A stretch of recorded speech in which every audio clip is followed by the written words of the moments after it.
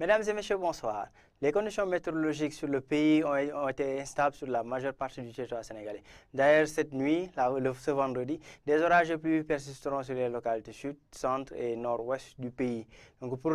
plus de détails, nous débutons avec l'image satellite du jour, qui nous montre quelques activités pluvio orageuses qui pourraient être notées sur les régions sud du pays et remontant un peu vers le centre, notamment les côtes ouest du Sénégal. Pour les cartes de cette nuit allant à la matinée de demain, on voit que c'est des activités pluvio orageuses qui seront attendues sur la quasi-totalité du territoire sénégalais, partant des régions sud, remontant carrément jusqu'au niveau des côtes sénégalaises, notamment sur la petite côte vers Dakar et Mbour. Les températures généralement qui tourneront autour de 24 vers les régions sud, 22 vers 23 vers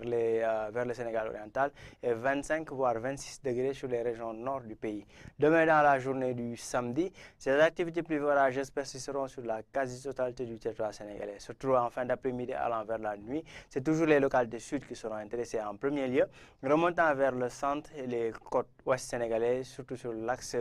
Dakar et Mbour. Des maxi de température qui seront notés vers les localités nord, surtout sur l'axe Podor et Matam. Mesdames et messieurs, donc en résumé, en ce pratiquement début de week-end, c'est des orages et pluies qui vont persister à l'image des 2 derniers jours sur une bonne partie du pays, notamment sur les localités ouest du Sénégal. Nous passons à la version en wolof mbokk yi ñu ngi leen di nuyu di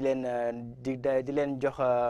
seen xibaaru météo di wax ni que fan yi yëpp ñu ngi daanaka nemmeeku ay taw ci gox yu bëri ci réew mi rawatina booru sow bi loolee nag dafa nar a wéy ci guddik ajuma gi ak ci week-end bi rawatina booru samedi bu ñu xoolee nag taw yooyu ñu ngi koy yaakaar ci bëj saalumu réew bi ci diggu réew mi ak li jëm ci booru penku bi carte prévision wu tey ci guddi si nag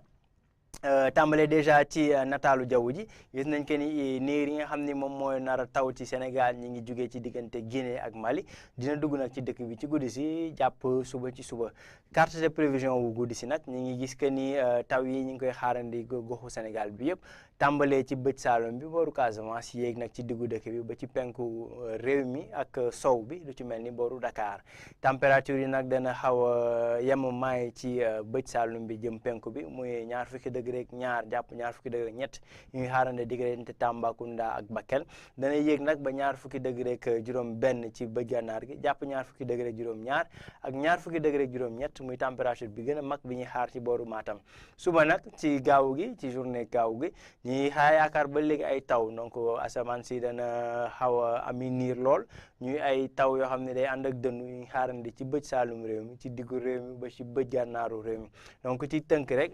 ñi ngi wax ni que asamaan si dana continuer di instable di yëngu ba léegi muy ay taw ak dënnu yu ñuy xaarandi ci gox yu bëri ci réew mi ci diggante tey ci guddik ajuma ji jàpp week-end bi donc nag ñu ngi leen di jox dig daje ci semaine prochaine incha allah pour yeneen i xibaar jërë ngeen jëf